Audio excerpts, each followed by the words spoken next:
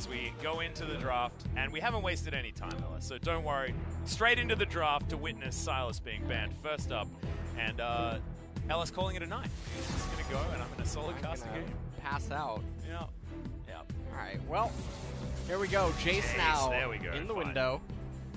I'm holding onto my co-caster by a thread, and thankfully Jace ban makes a lot of sense, so I like it. All right, Afreeca now banning away the Lucian. In the door. Well, door hasn't been banned yet. Gorom's still available. Probably not going to be banned first round. Hanwha Life now locating the Rise and banning that away. We'll see if Afreeca want to ban away the Ezreal or not. Interestingly enough, Afreeca didn't sub anyone in or out, so Sun is going to keep his going spot. on today. If I was Afreeca, I'd ban LeBlanc because Tempt could pick it and just completely troll Sun. He'd be feeling absolutely terrible after his performance in game number 2. But we'll see exactly what does happen. Zoe's still available, Ezreal still available, and the Galio going to be banned away. So one of those picks is going to get through. The Vladimir also. I'd love to see Hanwha Life actually prioritize the Vladimir over the Ezreal if that's what's going to be left up, but they don't even have to, because it's going to be Zoe or Vladimir that's the option here. But the Vlad going to be picked up first, and we know that this can be flexed everywhere. And there's still a lot of top powerhouses that are available. Victor can really keep this champion in line in top, and then also scale into the AP Victor. Yeah. Jace is still available as well. Lissandra now being hovered, most likely for Sun. I actually like it. Pick up the Lissandra, but unless you can give Sun the Zoe and then have a much better time, it is going to be locked in. That's what they want to go for, but it's basically a self-counter pick because Hanwha Life, there's no reason not to just go Zoe Tahm Kench in the next round. And at this point, I mean, picking up the Lissandra this early on, it does leave you susceptible to a counter pick, but Thresh escapes pick and ban for the first time in this series.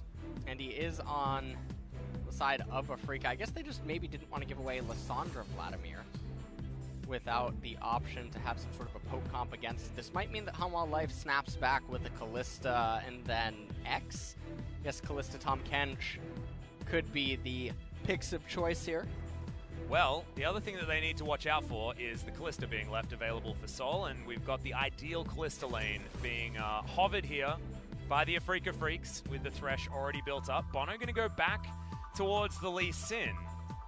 And this is going to be the first time that he's played it so far this series, but Zoe is a no-brainer. And that will mean that either top or AD carry position is where the Vladimir will be going. I've actually enjoyed Sungyin on the Vlad in the past, but Tal being on a power pick like this really does stand out in my mind. This is exactly what the Afreeca Freecs want to be doing, though, because this is going to give them, once again, a priority bottom lane that they can play around.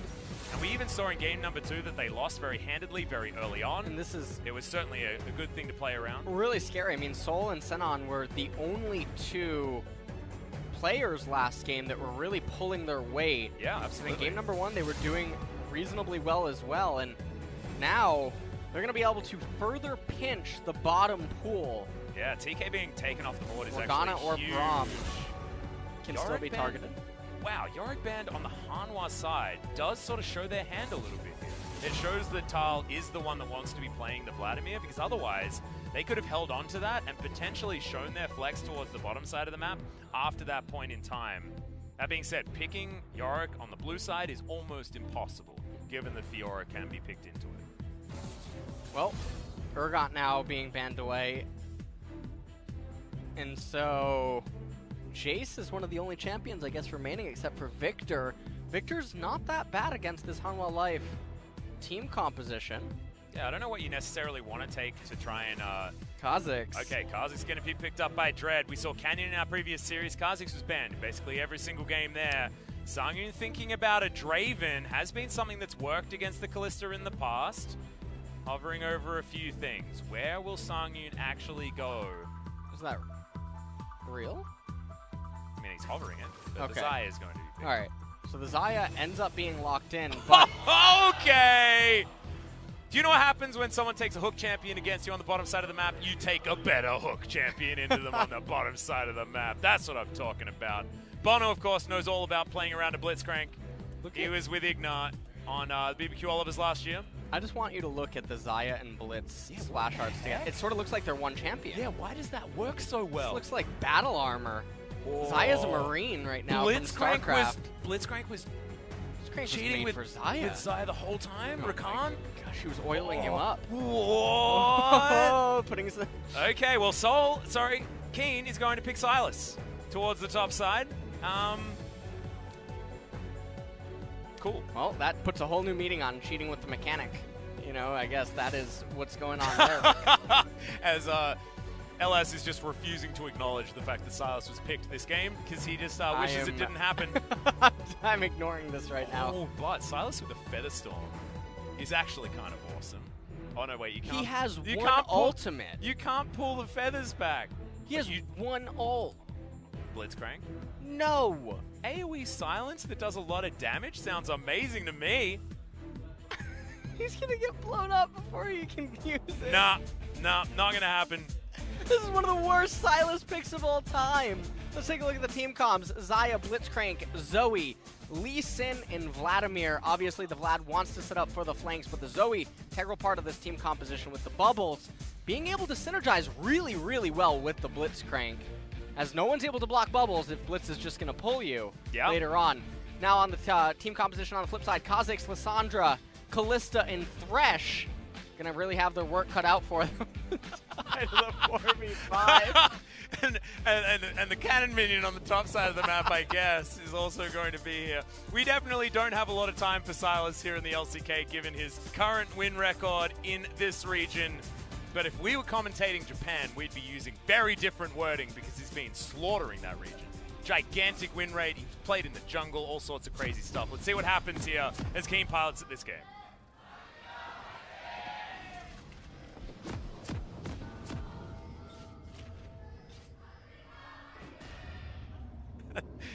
And the lead caller there for the Afreeca Freecs actually can't stop laughing for some reason. I wonder whether she has an opinion about Silas as well.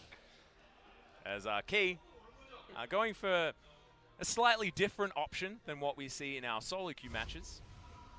But that ward over there is going to get a whole bunch of value. So Blitzcrank now going to be going back home. And I feel like we've got two of the most classic.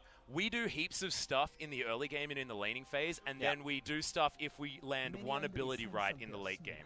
And that is Blitzcrank and Lee Sin, what they've been known for at all times. And we've got another keystone on Silas. Kleptomancy Silas with Biscuit's Transcendence and Monoflow Band. Okay. Wow. Yeah. We got the ultimate bravery Silas. This is like the item on the menu that you just don't order and you wonder why it's even there. Yeah. And then you do order it once, and then Gordon Ramsay comes in, he just throws it right out and asks how long it's been there. Yeah, that's the one thing that Gordon Ramsay comes to your restaurant and asks you to make, and you're like, oh, you could have chosen anything else. My restaurant's great, man. Oh, man. It's like a Kitchen Nightmares episode, Silas is there. It really is. It really is. However, we haven't seen what happens just yet, as Keen trying to get some of their cash money in this top lane.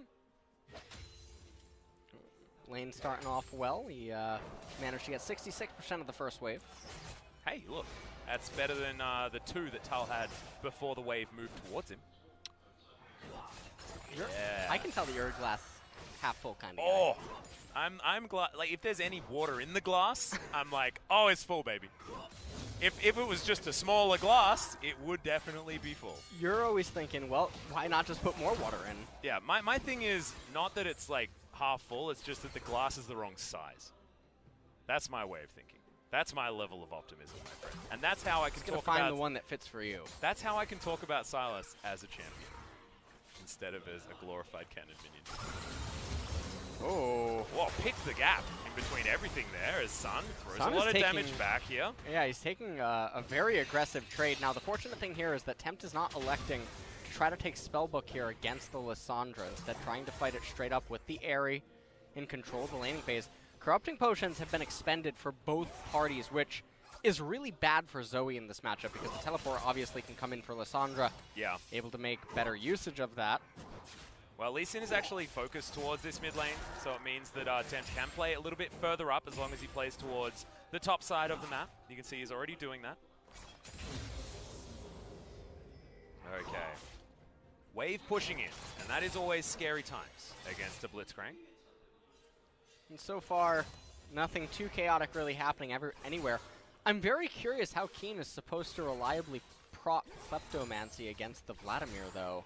Yeah, like we said, ultimate bravery keystone choice. Coming in.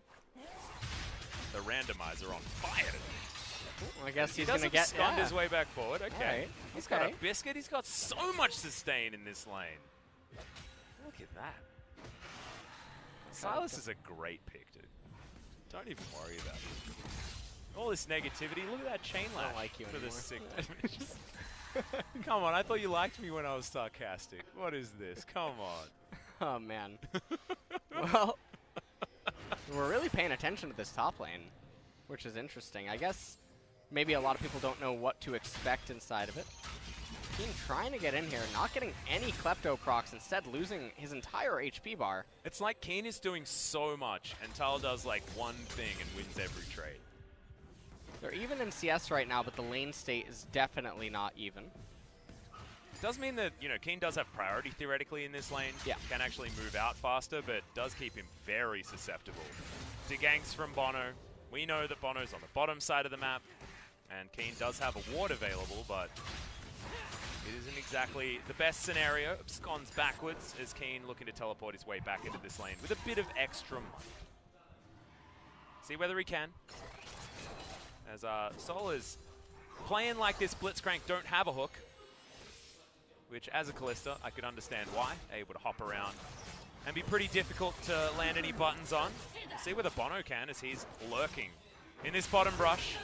We've got pings available onto the Kha'Zix as the hook is going to land.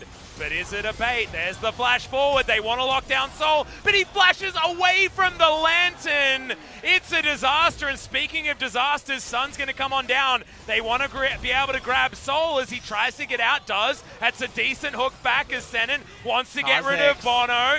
In goes Dread, and they are going to be able to trade 1-for-1. But most of the gold has already come down, and Tempt wants to find more bubble. It lands on to one, but Dread should be able to leap his way out. Sun is going to keep himself alive. It's another 1-for-1 trade, but now it's all going to hell as Sun gets out. 100 health left on the Lissandra. It's 3-2, and Hanwha Life are in the lead. Yeah, I don't think anyone's in the lead after that. But that was a series of events that I'm not quite sure what to make of it. We're going to take another quick look for sure in a replay here. As you can see that this all starts with Senon getting the hook off, but Key really quick to pull the trigger onto Sol. Sol flashes away from the lantern, and then the teleport. Body blocking was happening, so he couldn't actually take it. I get that. You can zoom in with the mouse. Not a lot of people know that. Okay. You zoom in really, really quick with the scroll wheel. You can click it, and then teleport comes in. Kha'Zix is here as well, but then they overstay their welcome and end up getting hit by a Zoe bubble. You can see it lands onto Dread right here. He doesn't even bother flashing away. And at this point, Lissandra ends up ulting herself. Dread tries to come back in there to trade the 1-for-1. Could it have gone worse? After the initial trades, back and forth. I'm not entirely sure. As the dust settles, Sol makes it back to lane faster, but as Caulfield's Warhammer on top of the Xayah that didn't get any of the kills, which is actually huge news. Here, for Afreeca Freecs fans, talk going to go wide. Bono just paying a lot of attention down here towards the bottom side as Key straight up misses the hook. Senin probably, I mean, thinking about whether if that hook had have landed, Senin probably should not have thrown the lantern towards Sol when he was over there. But Bono is unrelenting. Yeah, he just wants to make this happen. This is actually a very easy play to make work if they can crash the wave fast enough, yeah. But here comes Tempt. He's making a rotation. Well, no one seems to be on the same page. Well, they are investing control wards down here. They really want to keep Sol and Senin down. Might be that Hanwha now just transition this into a potential early dragon or even a steal away of this blue buff. And with Key running around, it is not something that they are likely to contest. So this is what happens. Bono going to be able to take the blue buff, and that's not what they wanted. Tempt did everything right, and Bono auto-attacked it. Well, he will have the blue coming up for him shortly, so right now Bono going to be able to do the Mountain Drake as play. All right, yep, we are going to have barrier. Flash is going to be utilized there from Tempt. He uses every button he has at his disposal, and he is going to be able to make his way out, but certainly in favor of the Afreeca Freecs. No flash is needed. Oh my goodness, if Bono's jumped on here, I don't know whether a Blitzcrank is going to be able to help. He is able to move on up. Tempt is over here as well. Got a lot of his health back, actually. Leap has to be used. And now with priority bottom side, given that early skirmish, Hanwha able to take down this first Mountain Drake. Big deal in momentum here for this Hanwha Life squad. And right now, Hanwha Life, they're still just going even for the most part across the board, but accruing very small micro advantages. Vladimir's getting a free lane, by the way, up here on top. Yeah. Well, I mean, the cannon creep is preventing him from doing some stuff. It's control ward. He's going to be cleared out there as Tempt. Oh, man, if you're the bottom lane in this game, like, if this is your, like, your Silver 1 promos or something like that, you're like, I'm not even allowed to play League of Legends, and it's my promos? It's ridiculous. Absolutely disrespectful. What do you mean? It's at least Diamond 4. Oh, no, I'm just saying, you know, most players in the world are in Silver, so I'm just relating, you know, getting in there. Well, most players who used to be Silver are now in Platinum, so. Really? Some. All right. You know. It's sort of like a choose your own adventure. Yeah, know? I get it. I mean, I've heard about what things are like in Platinum. I'm personally not there, but it seems like there's a lot of people that used to be Silver in there. Well, this game so far is definitely going to be slowing down here. Rift Herald is likely to be the only thing that can start to add some spice to it as Bono and Key are making their ways over there. Now, the reason that Rift Herald should be such a high priority objective is there's still 4 minutes almost remaining on all of the turret plates. Yep. And with the Mountain Drake, it's very easy for Afreeca Oh, good chunk out there onto to Sun. try to utilize the priority and capture this. And you can see that Xayah, a little bit late to the party. This is definitely a fight that can change the entire face of the game. Yeah, and Keen has taken the Blitzcrank ultimate. I love this. It's the only high-value ultimate that he can gather for himself. Ascendant takes so much damage, and immediately Soul just gets hooked and destroyed. Featherstorm in the backline, but Sung, you're not going to get any value from it. And Afreeca Freecs, they lose everything, and they're not able to actually claim anything back. And in the end there, that was very strange. Blitzcrank was able to land the hook onto Ascendant, and he just ends up going down, and it's a very big win for Hanwha Life. They get themselves the Rift Herald. Surprised to see they don't just instantly utilize it somewhere and just convert it into immediate gold. We see these teams, they wait for so long. We'll take another quick look at this. As we can see that Afreeca, they're posturing on the right-hand side, and Sun ends up getting completely deleted right there. Senin trying to do his best, having to flash away and get Callista ulted, and then everyone goes down. And right after this Rift Herald, when Lissandra doesn't exist in mid, you might think that, oh, well, we can wait, posture around a little bit, summon the Herald, and get plates. They're saying, really nice, and let's eat the Herald. Well, they did. They did do that. They did. That's what they finished off afterwards. That was their prize. They're doing the play-by-play for you, Atlas. I know. I should probably just go home. Yeah. Interesting, me going home when it was certainly something that you wanted to do earlier on. Just if you guys weren't here, LS not feeling super well. So that is why. Not for any other reason. The League of Legends has been of the highest quality. Every Sylas that was picked, we could understand exactly why it was picked. Definitely a great choice. Right now, trying to say that with a straight face about Sylas. Yeah. It's okay. We'll get through this. United we stand, don't you worry. Thanks, man. I'm gonna need a Shen ultimate after this. You're my Shen. Oh man. Alright, well, Dread is going to be able to eat his Crimson Brambleback. I'm still going to call it that, even though it lost the Crimson. Keen going to grab a couple of turret plates here before they drop. Only a minute left remaining on that one, so that's good. Some more money into the Sylas. See whether he can prove us wrong. And the Rift Herald is going to be thrown into the bottom side of the map. And with the reset coming out from the Afreeca Freecs, HLE is going to be able to deliver a whole bunch of gold, assuming that Sangin can clear out this minion wave and give her position. This is going to be a really nice crash right here. That's turret dead, as well as all of the plates. All the Feels plates. Good, man. And there's still the turret remaining. I'm very surprised to see them not try to force them off it. Or maybe threaten a blitzcrank play. Oh, Sun. Yep, has to self-ult as Tempt just wants to find another couple of buttons. Sun does have Flash still available. Bubble going to be avoided. Nicely done as Senin. He's jumped on. There is a little bit of turret left, but Soul just picks up Senin, throws him back through Dread. What is that? I'm not entirely sure, but Bono does take a fair bit of damage eventually. Soul is able to grab that kill as now Keen has picked up a Feather Storm, throws it on forward, but I'm not entirely sure whether that's what he wanted to do. Tal into the back line. Oh my goodness, of course it was going to go the way of Hanwha. Is now underneath the dregs of this turret. It's a sitting duck in Senin that they pick up. And this game feels about as over as it can be at 14 minutes. Yeah, this game is over at this point. This is going to be the first turret going into the way of Songyun. I believe he'll get all of the gold himself. 450. This Xayah and the Zoe are absolutely monstrous. I'm just waiting for the replay. Pay attention to the Sylas after all of this. That's the highlight of this fight. The Lee Sin comes out, kicks him. He gets Kalista ulted away. Dread gets locked up by that blitzcrank grab, and here comes Sylas. He's helping. Steals the Kalista ult, says, I think he was trying to steal the blitzcrank but misclicked. That has to be what happened. Tells him, let me show you how to really use this ultimate. Yeah. Well, he can also pull them feathers back, which is what makes that ability good. I think we're learning who has the stronger right hook here in this game. Yeah.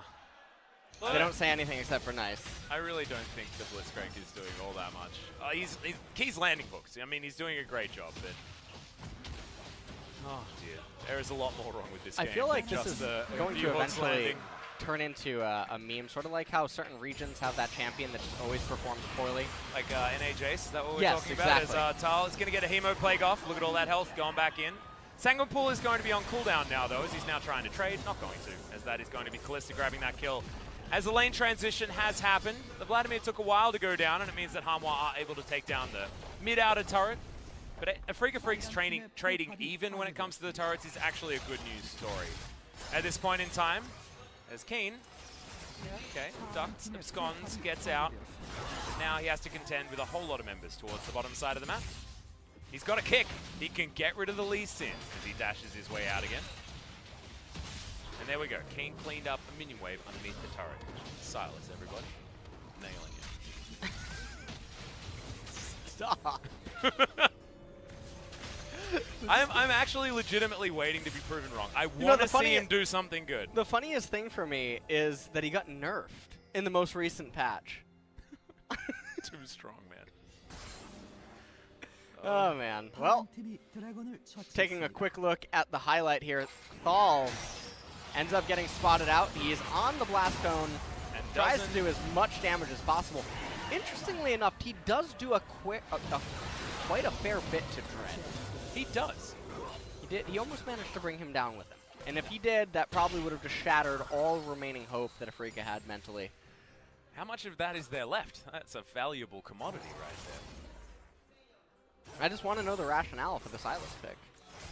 Yeah, we've got a few teams that we can talk to about that one. Even the teams banning it, you know, like, I don't know, I feel like it must be doing ridiculous stuff in scrims. No, because see, scrims are an interesting place because it's not, even if it's winning in scrims, you have to really narrow down how much of an influence did it have in the win itself. Because sometimes you're going to have scrims where a bottom lane goes 0-10. And now you're on Sylas and you're like, yeah, it felt pretty good.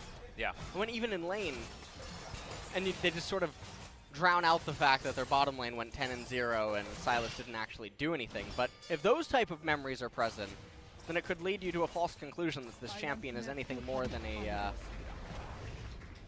place to spend RP. Yeah, well, I don't know. I think he's fun. He's probably fun in solo queue because he feels fun to play, right? And you can style on people. I like all that winning. Sort of stuff. I think winning is fun.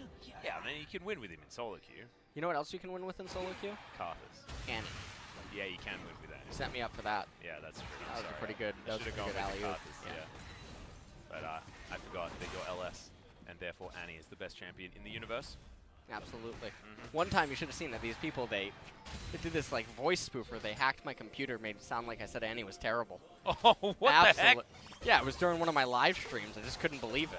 How did they manage to hack that far in? I didn't know. I had to leave the room and check my security measures. Oh my goodness. I hope that they are up to par now. Yeah. Now that that horrendous atrocity has happened. Okay, well. I don't want to talk about that anymore. That is just... Yeah. It's one of the greatest acts of cruelty ever inflicted, so definitely here. And Afreeca, talking about the game again, Afreeca is down 3,000 gold, but if we could hit X and see how much gold Silas brings to the team, we could also subtract that from the equation. I was waiting for what you were going to say, and it did not disappoint. He's building a Spirit Visage, his item number 2 as well. He's going to have Magic Resist. How much gold is that total? 3,000? Hey, and his Kingslayer is going to be healing more. Nice. Yes, it is. So that he can take that much more of a pounding. Yes. And also, these turrets are going to do exactly that as well. As Sol wants to try and come in, but doesn't have a lot of wave clear options. Sun actually takes that claw, as Temp doesn't find that, and Key doesn't find his either. That could have meant a disaster for the Afreeca Freecs, but instead, things are going to stymie. Control ward vision available all around this top side for Hanwha Life, as Bono able to stand wherever the heck he wants to try and fish for these Qs. Does find one under the Thresh, but would have preferred the Callista, knowing that Fate's Call is, of course, available, and Sol can just pull the Thresh out of any situation that he doesn't like. There is one member of the team that can block Trouble Bubbles, and that is Thresh. The only member of the team. And right now, if you're Hanwha Life Esports, all that you really want to do is just manage the side lanes, make sure that you crash the wave slowly so that the enemy team doesn't have any minions that they can hide behind, so that you get a nice build-up of several minions, maybe perhaps with a cannon wave, get it underneath the turret and look for a Blitzcrank hook, and that'll really open up the wave. Now, you can see right here that there's still some posturing. It's not the cleanest of crashes, but they do have some minions to work with, but Sandra, nice champion. Silas. Yeah, once again, Sun is going to launch his way forward, but does have the self-ult to keep him alive. Silas, like you say, is in the back line, able to proto-belt his way out, picks himself up a kick, and is going to take the Lantern to safety. That Trouble Bubble, not sure how that landed, but Leaf is going to get Dread out of harm's way. Tal looking to try and get in the back line, and Key, he's speed boosted, but doesn't have the hook. Sight not quite there, but look at that. It's just inner turret taken, and Hanwha Life make it look like there's absolutely nothing Afreeca Freecs can do. Sanguine pull on cooldown, and Tal does 20% of his own health. So right now, Hanwha Life is at a 4,700 gold advantage. There's an Ocean Drake available on the map, but it shouldn't be that high of a priority. If you're Afreeca, you probably shouldn't take it right now because of how far behind you are. Because not only do you roll a chance that an Infernal can spawn, in which case you can't capture it due to how far behind you are, but you could also roll the chance of a Mountain spawning. So why would you do work for Hanwha Life? Thank you. Excellent. Great. I'm sure that you'll be getting that Mountain Drake in 5 minutes. Hey, if you're an optimist like me... Oh, okay, tell me. They're going to win a team fight? They take this Drake so they have a chance of getting a good Drake afterwards, in case their top inhibitor turret is taken. And then Hanwha go for a reset. Alright, well.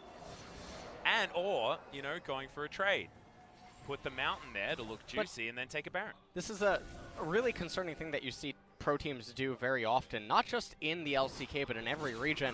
They don't recognize how far behind they are and how little the Dragon actually does for the opposing team and how little it does for you. What is the percentage increase, realistically, that Afreeca is going to win now thanks to the capture of that Ocean? And likewise, what would the percentage increase be for Hanwha Life if they got a second Ocean? I mean, the other question as well, I mean, there is, like, what does Afreeca get if that's not what happens, right? Like, what does Afreeca get if they don't do the Mountain Drake? I guess they get an earlier reset, something like that. They don't get Trouble Bubbled and destroyed as the flash means that Bono does move back into the team. The Claw going to do a lot of damage there, but Sun can't actually help out. The Q's actually doing a bunch of work. Circle of Frost is hella high value, and now Sol is dancing around. The Ren set's going to come in. The Leap reset's not actually available because he hasn't evolved it, but that's a kill for the Kazakhs and a big win for Afreeca Freecs. And that is a win that they certainly needed at this point in time, helping keep them inside of the game. Oh, Keen dives on forward, gets kicked back out again though as the abscond doesn't work. That's a heal. Hemo Plague was a heal. Gets him into lane with the big... I liked how excited you were almost getting. Yeah, And then you just sort of realized what champion you were casting. Let's take a look at how this all happens. It's it actually starts off, really cute. Yeah. Really cute. Starts off with Senin being pulled back in and luring them into this narrow area around the Raptor camp, and it actually gave Afreeca a really good angle to fight. And look at Vladimir. He's not here. He's running from bottom lane. And so Afreeca, they found themselves with a really unique opportunity to capitalize on Hanwha Life's over-aggression, and they took it. Does mean now we've got the 2 items already built up. Sol wanted to have that opportunity to get that sort of fight in there. Does find it. And now has a Hex Drinker on top of his first 2 items that he grabbed. Speaking of grabbed, that is a very sad blue buff. Pulled up the wall and destroyed. Okay, Scott gets Keen back in there. There's the Fate's call. They're looking for the Blitzcrank, and they'll find him. That is a very dead Keen. And that looked like, oh, imagine that. Imagine if Keen was Pike. That would have been so much better. As it looked like his ultimate came in, but nope, that was just the Chain Lash. Okay, we're going to try and do some damage to some minions with a redemption, but look at this. Turret goes down in the mid lane. Afreeca Freecs are fighting back. So right now, they're only down 3.5k gold, which is reasonably close. But in all of these kills that Afreeca's been getting, it's been on the back of Hanwha Life being needlessly aggressive, not playing around their vision properly, Vladimir not being present in some of the fights, and he's one of their strongest members by far. Yeah. Not exactly keen from game number 1, but is certainly a massively high-value member of this squad. It does have the most CS on the map at this point in time. But this gold has been teetering around 4,000 for about the entire game. And as that continues, the game moves ever closer towards parity, as that's the ultimate coming out from Keen, looking to try and actually win a fight here, but it's just looking so hard. He's taking so much damage, is Tal, and just not really giving too much back as, oh, somehow the Q doesn't land. That is normally a guarantee, but Bono shows that you can miss it after the kick. Mountain Drake coming up now in 45 seconds. I do believe that Keen will have his teleport available for that when it ends up spawning. Keen going to be going back to base now, so we'll see whether he can win the next trade any better. Fiendish Codex is picked up, sells all of his Dark Seals, and gets his Onions. Good news. That's actually a pretty decent purchase there, as Keen was sitting on obviously a fair bit of money. Still waiting for the Infinity Edge to come in from Sangyun, but when that does land, Hanwha will have a very notable lead, as that's a very early flash, heal, and Featherstorm out of Sangyun, as Keen dives on over, but isn't actually able to pick up anything. Hijack still not on cooldown. Caster Curse about to come in strong here. Mountain Drake, priority of Freeca Freecs. How you feeling about my little cup now, LS? Keen does have a kick, and he can boot Bono back out of this fight, as that is Ren securing the Mountain Drake. That is 100% that play. Because you got the Ren, you got the extra damage. Do they lose Baron from this? Is, I guess, the question. As the answer is probably no, as Tal heading back towards the bottom side of the map does have teleport available for a flank, and there's a fair bit of vision here as well, as the Brambleback Pit has a ward in it for him to jump on if they want to, but looks like Hanwha are going to go for a reset here. Things pretty calm on Summoner's Rift. So we have a look at this 50 CS lead.